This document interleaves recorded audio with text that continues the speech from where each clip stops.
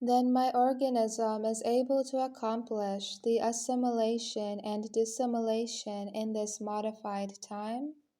Of course, it acquires the vital energy from your internal biological environment.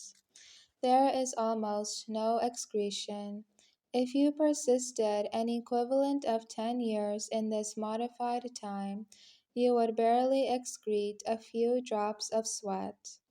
The same thing happens with me, but at a most perfect level. This is due to the fact that chemical wastes are hardly formed, since all the energy that comes from the atoms is used. Remember that the atom is a great storehouse of energy.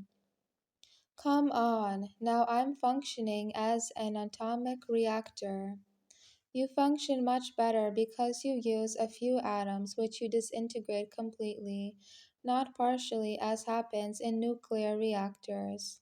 It's unfortunate you are unable to enjoy the delight this causes in heaven, the fulfillment of the regulated biological functions mediated by the soul. Here on earth, one is scarcely able to experience the state of well being when the entire organism functions well. But in the glory, the same well being causes immense pleasure, which increases our accidental happiness. How many marvels of the universe, I thought, do I not know? How small is the knowledge of science in spite of nearing the 21st century? No one would imagine that the human body was capable of causing such happiness and fusing atoms.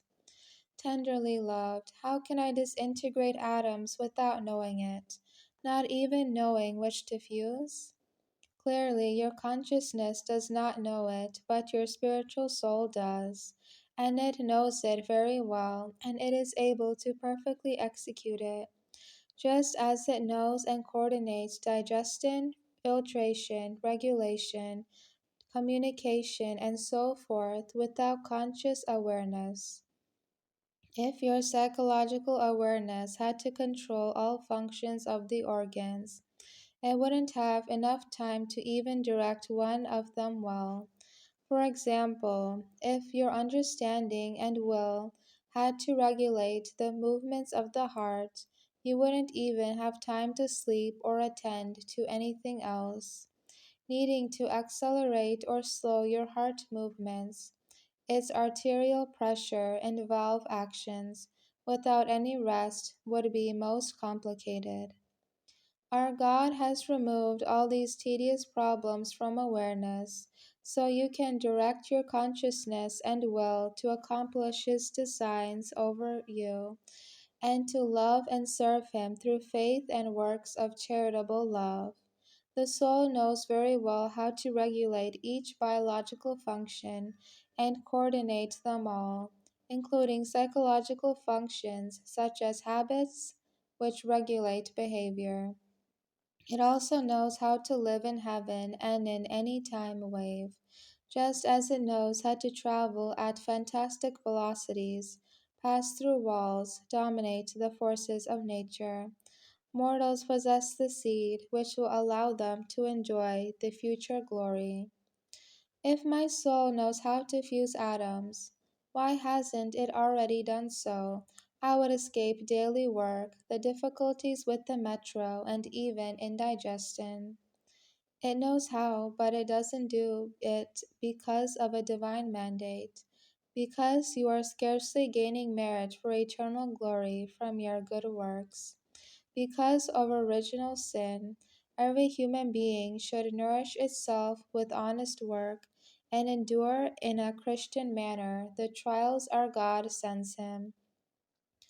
Moreover, your soul has never before been in modified time. It was enough for your soul to be in it in order to learn and execute what your soul already knew since our Lord created it. The human soul is most wise. It accomplishes what is primary, thought, love, and it gives time on earth to honorably earn a living, educate oneself, fulfills one's responsibilities, recreate salutarily, and rest. I could only add, the soul is, without a doubt, a great mystery. Yes, it's an enigma for the travelers, but not for the blessed. During the mortal life, the soul silently works day and night, and it doesn't bother or distract conscious activities, not during the evening nor during sleep. Only when the soul is presented with a grave problem which is unsolvable because it still doesn't have the powers of glorification, it advises the consciousness by pain and bother, so that understanding intervenes and the problem is resolved. Tenderly loved, if I lack vital signs in this modified time, how is it that I can move, even even if I do it with great difficulty? It is very simple. All material movement requires energy. Mortal travelers obtain it from their food after physiological functions, such as digestion, absorption, circulation, assimilation, etc.